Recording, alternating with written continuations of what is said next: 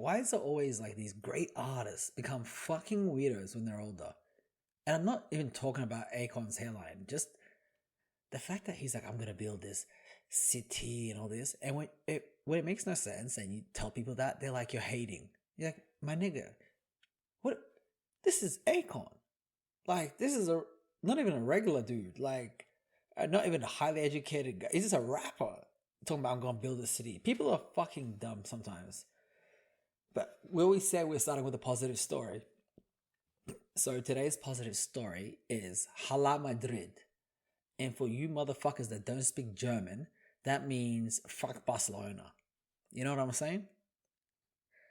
Nah, Real Madrid won the Champions League, and I think every Man United fan is secretly a Real Madrid fan as well. It's like they represent us in Spain, and we represent them in England. And for everyone listening, like, United suck. Yeah, we're in a tough spot. Yeah, nigga, we suck right now. But that time is coming. You know, even Madrid had some downtime. Fucking hell, with Messi in his prime, that nigga single-handedly made that fucking club like collapse. You know, and they had Ronaldo there, but everyone was talking about Messi. But that's the positive story. They won. Jude Bellingham, the fucking phenom of an athlete. Vinicius Jr. They got Endrick coming. They got Mbappé coming to fucking Madrid. And everyone's always mad. They're like, oh, he's going to a super team. Fuck you, man. You know, like, as a kid, you have dreams to play for these fucking legendary teams. You know?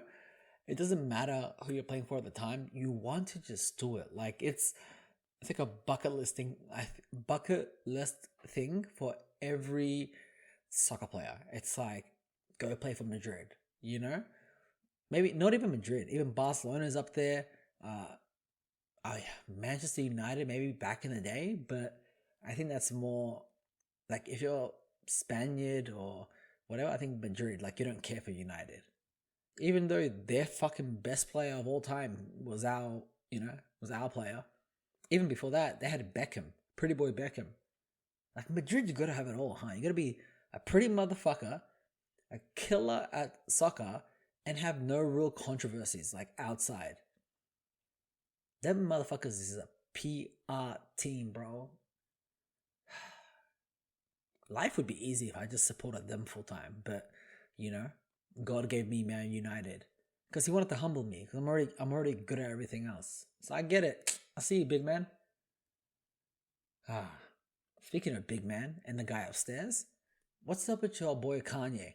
Kanye fucking West, for the millionth time, going through some shit. And I don't even want to talk about it, but when I saw the story, so the story essentially came out that his assistant is suing him for sexual harassment and I think unfair dismissal.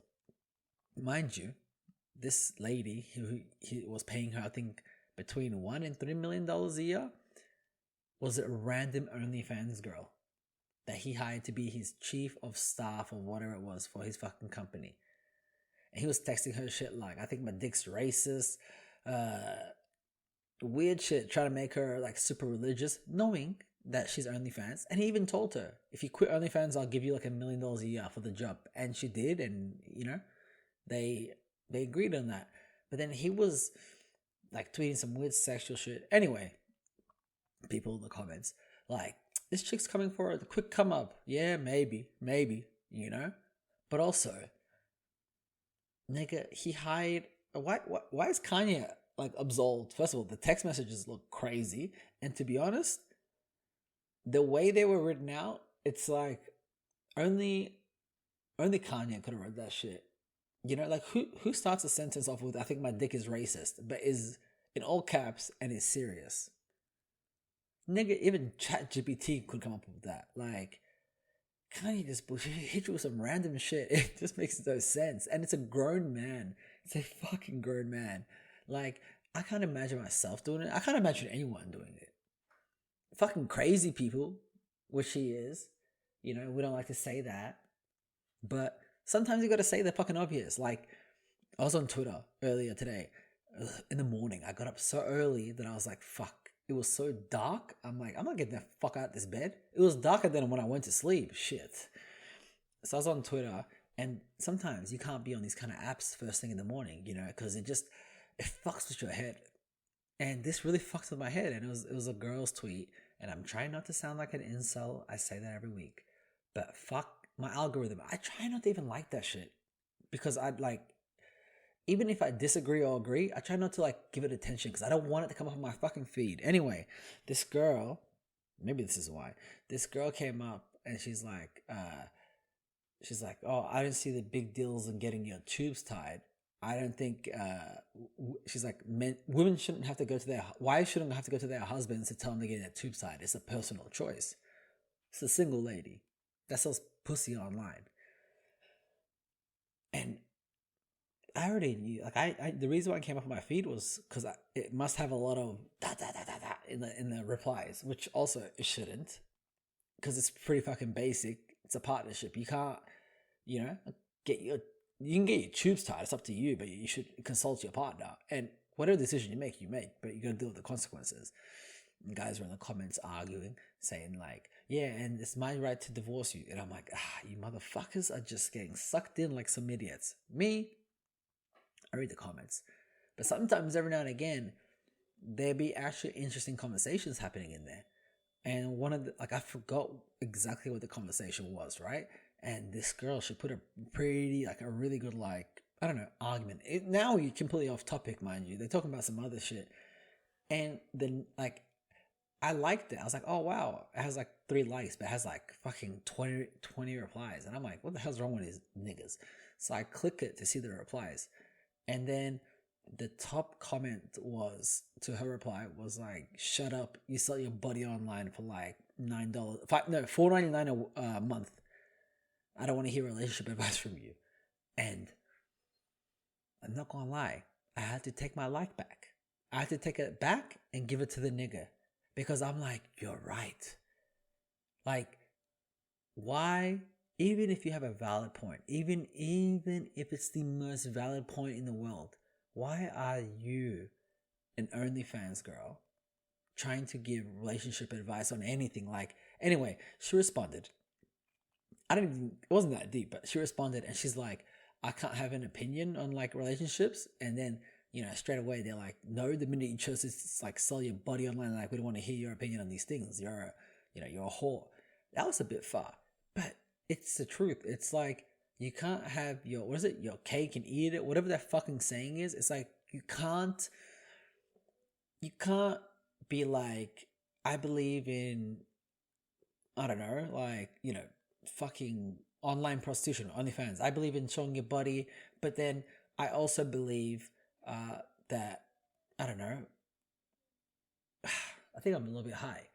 But you know what I'm trying to say. It's like, people that are in a relationship don't want to hear your advice because you've taken this, you don't value yourself. I guess that's what I'm trying to say. It's like, it doesn't matter what you say, what opinion you hold, because we know it can be swayed easily because you sell your body for $5 a month online. So it doesn't even matter if you come up with a good point or a good argument, because we know what it takes for you to give up your morals. It's hard for us to believe anything you say, right? Because for $5.99, I can see you naked.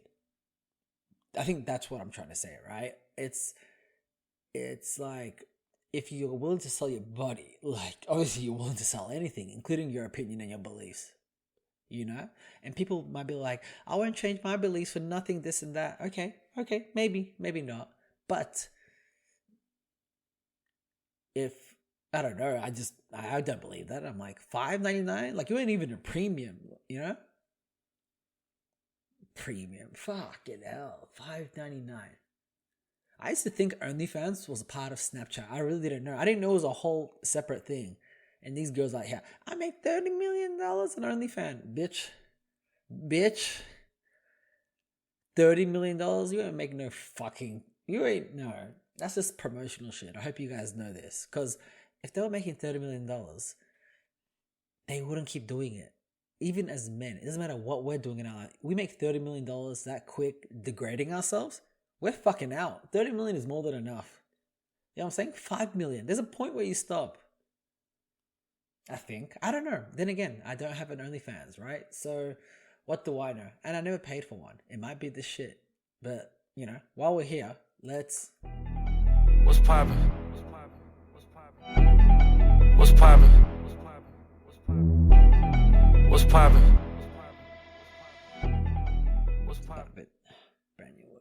Imagine I get a producer and they actually change the stuff up. That'll be funny.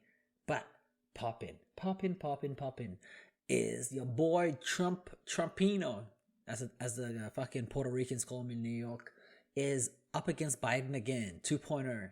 Now, everyone's talking about this and that about the election. I am just thoroughly impressed that these two made it back to the election.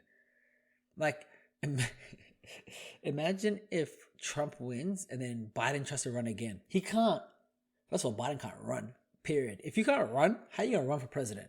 I don't think you have to have some type of fitness. I'm not even saying like you got to be a fucking sprinter, but I need to be like, can you run 100 meters? I think Biden could run 100 meters. I just don't think it would be a straight line. I think he would go straight for 5 meters, left for 7, straight for 3, look back, probably run backwards, but he'll get 100 meters in. Now, the election's coming up, right? And it's the same old bullshit, and I don't want to get too deep into it, but I think I have an interesting perspective. 1, because I'm egotistical, but 2, because I was in America. When I came to America, Trump got elected, I think the year after, right? So I was there at the end of the Obama presidency and into the Trump presidency. And then I left at the end of the Trump presidency during the Biden's one, right? I was there for like 7 years. Now, I remember Trump as a president so vividly. Never have I ever seen one person affect so many lives on a daily basis, right? And I don't even mean it in a way that like you're thinking about Trump, but that guy dominated the news, everything. He was a wild boy. And looking back at it, you can laugh at it. But at the time, I'm in the trenches, bro. Like, these motherfuckers, everything is so tense, like unbelievably tense.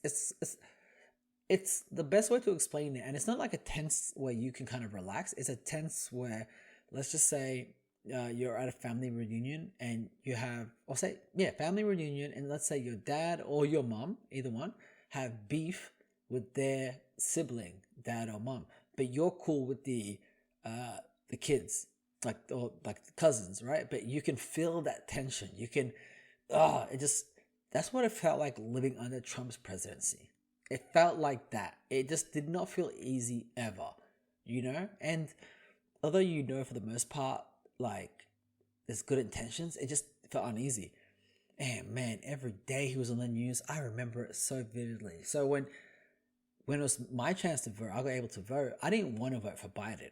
I didn't. I actually wanted, that time, I think it was Elizabeth Warren to run. But it was between Biden and Trump. And I did not want Biden. But Biden promised one thing, right? And it was student loan forgiveness up to 20K, 25K, which is all that I have, I think. And I was like, fuck it. I don't want Trump anymore, and at least I'll get my loans forgiven. And I said to myself, that's the only reason why I'm voting. And I said, if this does not happen, I'm never voting for these niggas again. Because Elizabeth Warren, who's the person I was going to vote for before, laid out a plan. She's a law teacher at Harvard or something like that. She laid out a plan on how you don't need like the Congress to pass to wipe out student debt. So I knew it was there. Like, these are lawyers, she's presented it and said, this is the way we're going to do it. There's like a bypass. So I was like, okay, so there's no reason for these niggas not to do it.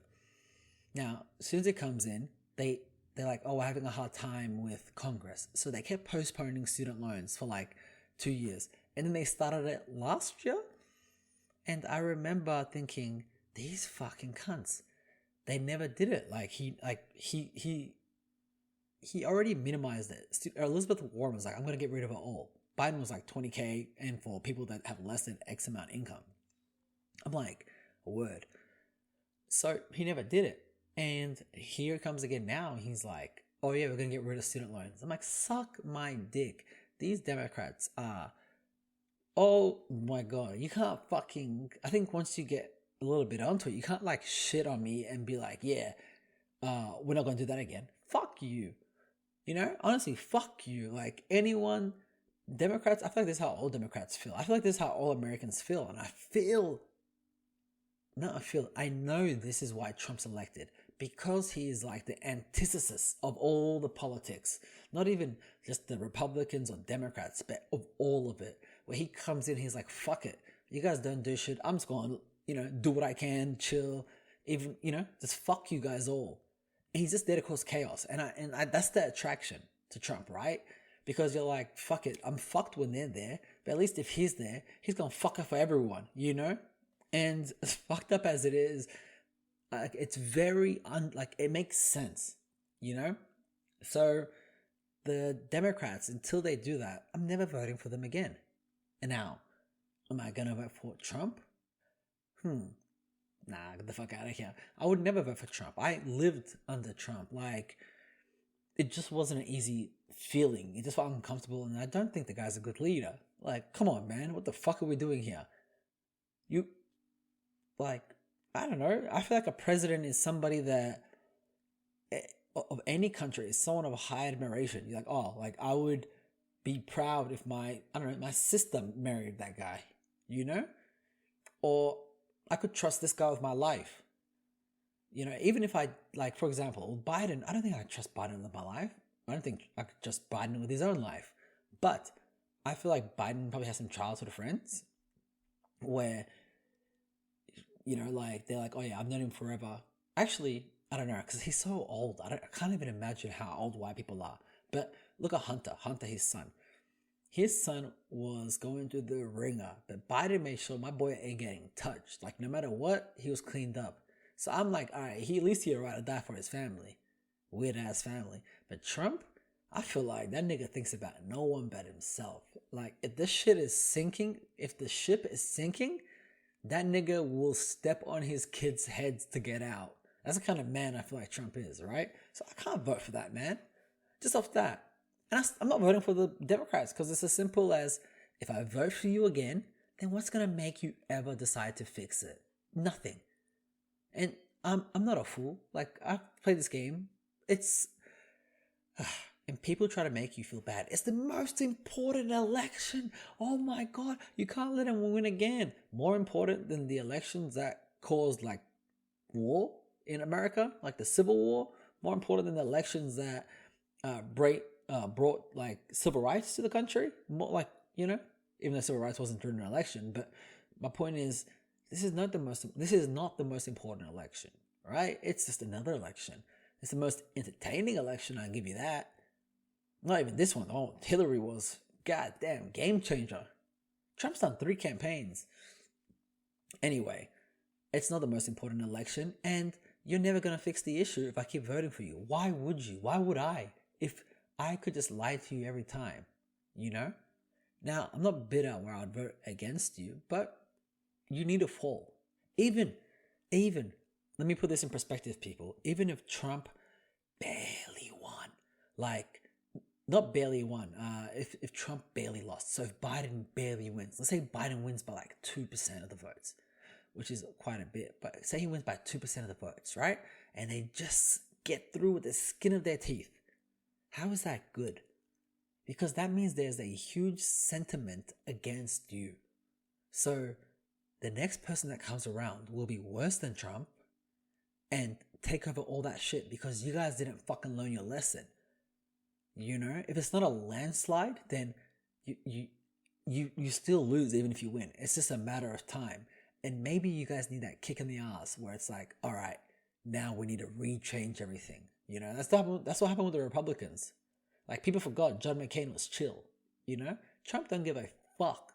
And he just revved that shit up. And I think Bernie Sanders originally was like that for the Democrats, but didn't work out that way. I know. I went into a bit of a rave, but have you guys seen Godzilla? What the fuck? Swear.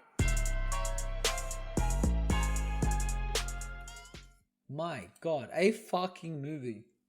Okay, maybe not. I don't know if I'll say that great of a movie, but Godzilla minus one is on Netflix now. And yesterday I got high and I was like, I want to watch a movie, then go to sleep, something chill. Because last time I tried watching 12 Strong, I still got nightmares about that shit. Fucking the Afghanis fighting in horses and shit. Oh my god. Anyway, I was like, how good could Godzilla be? And I'm like, so I got baked a little bit, and then I look online at the reviews. It has like on Rotten Tomatoes, 98% by the critics, 96% by the fucking people. I said it won Best Visual Effects at the Grammys, at the fucking Oscars. I was like, oh, I'm kind of tired. I want to really watch this movie. I can't really watch it like this if I'm going to fall asleep. But I'm like, fuck it, I'll give it a chance. Now, I've never seen any Godzilla movie, but we all know Godzilla, right? Like, maybe I saw one as a kid, but I've never really remember a Godzilla movie. And the only thing I think about in Godzilla is Chris Tucker. And Chris Tucker's always like, black people always keep, this is Rush Hour. He's like, black people always keep their cool, And then Jackie Chan was like, or Inspector Lee was like, Chinese people always keep their cool. And then, Chris Tucker was like, you lying, bro. I seen Godzilla. Every time he come in, y'all like, Gaika. Godzilla's Japanese, now that I think about it. It's not even Chinese. That actually makes it funnier. So I thought maybe this would be a funny movie, at least, right? I'm like, oh, okay, if it's a funny movie, I'll enjoy it, even if it's over dramatic. But essentially, what happened is, I won't really spoil it, but every Godzilla movie is the same. So you can imagine, Godzilla is a deep sea creature, comes up to the surface because of the nukes America was dropping during World War II or whenever it was, and essentially gets bigger and bigger and stronger, and it's like a prehistoric dinosaur, and starts fucking up Tokyo. And the visual effects for this shit was crazy. Even the acting, it was so dramatic, and it was in Japanese. I thought it was like an American movie, maybe, I don't know. So I watched it in Japanese, so it was subtitles. So I had to really focus the whole time.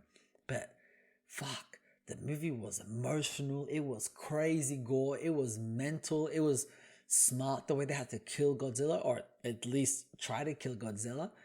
Everything about it. But the main character, anyway, the main guy, the story, the main character is a kamikaze pilot who bitched it during the war, lands on an island just off Tokyo or wherever he's at, and that's the first sighting of Godzilla. And Godzilla kills all of his co-workers, or I don't know, military niggas, all because he was too scared to shoot the gun, right?